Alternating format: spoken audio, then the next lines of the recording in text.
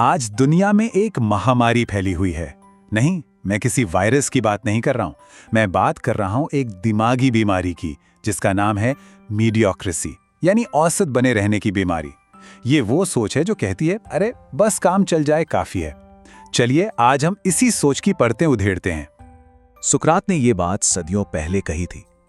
जरा एक पल के लिए सोचिए, क्या हम अपनी जिंदगी बस काट रहे हैं? क्या हम कभी जान पाएंगे कि हमारे अंदर कितनी ताकत छुपी है? चलिए उस सच की गहराई में उतरते हैं जिसे हम अक्सर देखने से डरते हैं। ठीक है, तो सबसे पहले ये समझना जरूरी है कि औसत होना ये हमारी कोई गलती नहीं है।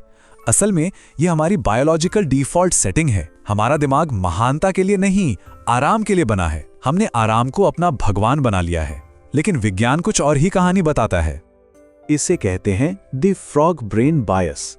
समझिए कि हमारे दिमाग का एक हिस्सा, एक आदिम हिस्सा, सिर्फ हमें जिंदा रखने के लिए बना है, महान बनाने के लिए नहीं।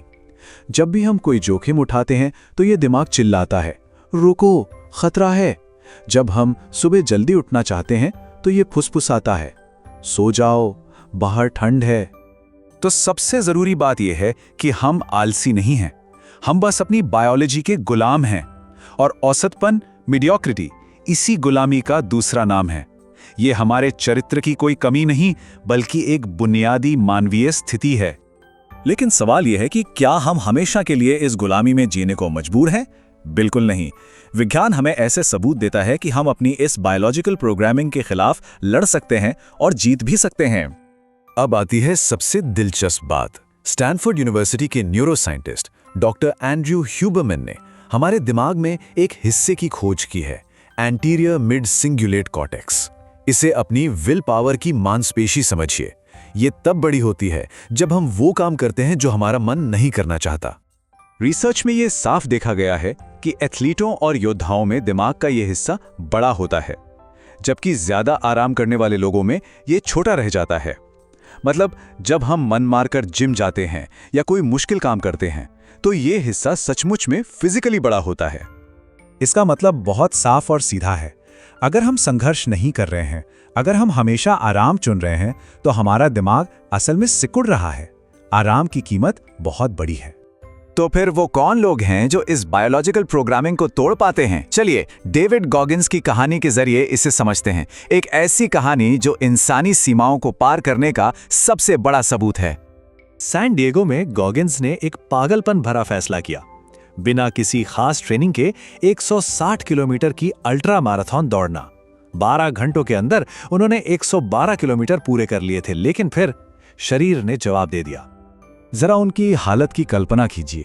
पैरों के सफेद मोजे खून से तरबतर होकर लाल हो चुके थे, किडनी फेल हो रही थीं, पेशाब में खून आ रहा था, शरीर की हड्डियां टूटने की कगार पर थीं। कोई भी डॉक्टर बस एक ही बात कहता, अगर जिंदा रहना है तो अभी इसी वक्त रुक जाओ। यही वो खाई है जहां 99.9% लोग वापस लौट आते हैं।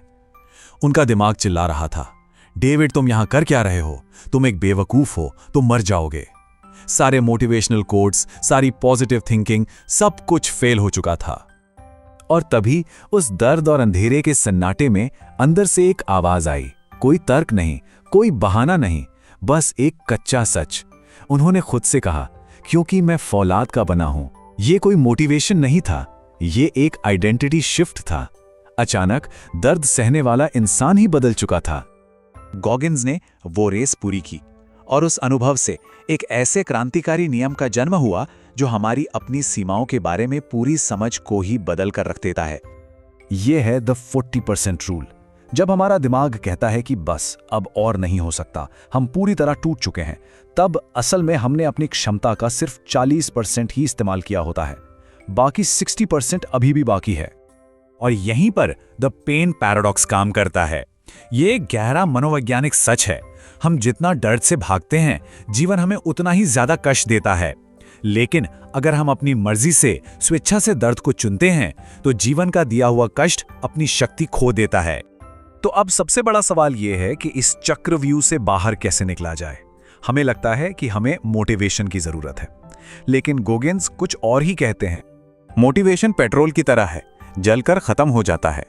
हमें पेट्रोल नहीं, इंजन बदलना होगा। हमें अपनी पहचान, अपनी आइडेंटिटी बदलनी होगी और इसका कोई शॉर्टकट नहीं है। हमें संघर्ष करना ही पड़ेगा। तो ये पहचान कैसे बदलें? इसके 3 सरल नियम हैं। पहला, हेल यस और नो नियम। अगर कोई लक्ष्य हमारे रोंगटे खड़े नहीं कर रहा तो वो हमारे लायक ही नहीं है। सेफ खेलना बंद करें। दूसरा, 40% पुश। जब दिमाग कहे बस अब नहीं हो सकता, तो याद रखें कि ये सिर्फ 40% है।